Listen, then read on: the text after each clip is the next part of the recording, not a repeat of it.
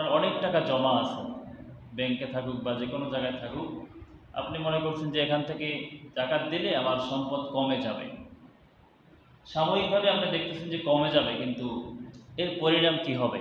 দুনিয়া এবং আখেরাত উভয় জগতে আপনি ক্ষতিগ্রস্ত হবে। দুনিয়ার সবচেয়ে বড় ক্ষতি কি? আপনি হালাল খাবার খেতে পারবেন না।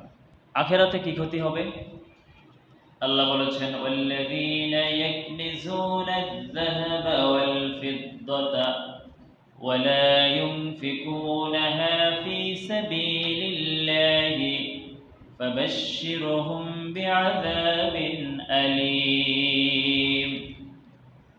ওয়াল্লাযীনা ইয়াকনিজুনা আয-যাহাবা ওয়াল ফিদ্দা, যারা স্বর্ণ রূপা জমা করে, পঞ্জীভূত করে, এর মধ্যে টাকা পয়সাও আছে।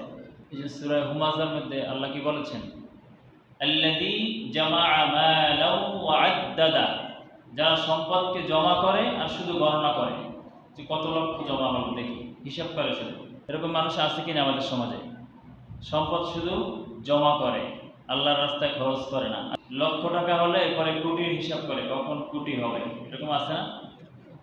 আপনি খোঁজ দিয়ে দেখেন, আমাদের দেশে অনেক সম্পদ জমা আছে ব্যাংকের মধ্যে, যেগুলোর হিসাব আমরা জানি না। যারা স্বর্ণরৌপ্য জমা করে, সম্পদকে জমা করে এবং গণনা করে, অন্য সূরায় আল্লাহ বলেছেন, ওয়ালা ইউনফিকুনাহা ফী সাবিলিল্লাহ, তারা আল্লাহর রাস্তায় খরচ করে না, ফাবাশশিরহুম বিআযাবিন আলীম, এদেরকে জাহান্নামের কঠিন শাস্তির সুসংবাদ দাও। নাউযু বিল্লাহ। সুসংবাদ কেন বলেছেন আল্লাহ? দুঃসংবাদ বলে না, কি বলেছেন? মানে শাস্তির তীব্রতাকে বেশি বোঝানোর জন্য আল্লাহ এই কথা বলেছেন। কিয়ামতের মাঠে এই যে সম্পদ আপনি জমা করেছেন, কোরআনের আয়াত, বিশ্বাস হয়? এখন তো মানুষের এমন অবস্থা হয়েছে, মানে ওই যে কোরআনে আল্লাহ বলেছেন, কাফেররা যখন কোরআন নাযিল হয় তারা বলতো যে এটি তো জাদু, মোহাম্মদ বানিয়ে বলতেছে।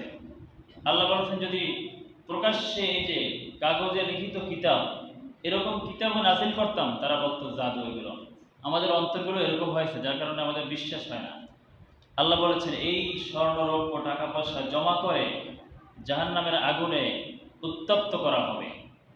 এরপরে তার পৃষ্ঠদেশে বাজরে চাকা দেওয়া হবে, আগুন দিয়ে কি করা হবে? এবার বলা হবে, আল্লাহ বলছেন, ইয়াউমা ইউহমা আলাইহা ফী নারি জাহান্নাম ফাতুকওয়া বিহা জিবাহুহুম ওয়া জুনুবুহুম ওয়া যুহুরুহুম, এগুলো সব জাহান্নামের আগুনে উত্তপ্ত করা হবে। এগুলো আগুন দিয়ে চাকা দেওয়া হবে, আর বলা হবে, হাযা মা কানাসতুম লিআনফুসিকুম, তুমি যে জমা করে রেখেছিলে, গরিব অসহায় ব্যক্তি খেতে পারে না, কিন্তু তোমার ব্যাংকে অনেক টাকা জমা আছে। আছে কিনা মানুষ এরকম? তোমার পাশের ঘরের মানুষ, তোমার প্রতিবেশী। আল্লাহ তখন কি বলবেন? হাযা মা কানাসতুম লিআনফুসিকুম, এই সেই সম্পদ। ফাযুকু মা কুনতুম তাকনিজুন, আজকে এর মজা ভোগ করো, স্বাদ গ্রহণ করো, যা তুমি জমিয়ে রেখেছিলে। নাউযু বিল্লাহ। বিশ্বাস হয় আল্লাহর কথা নাকি বানিয়ে বলছি? সূরা তাওবার 34-35 নম্বর আয়াত।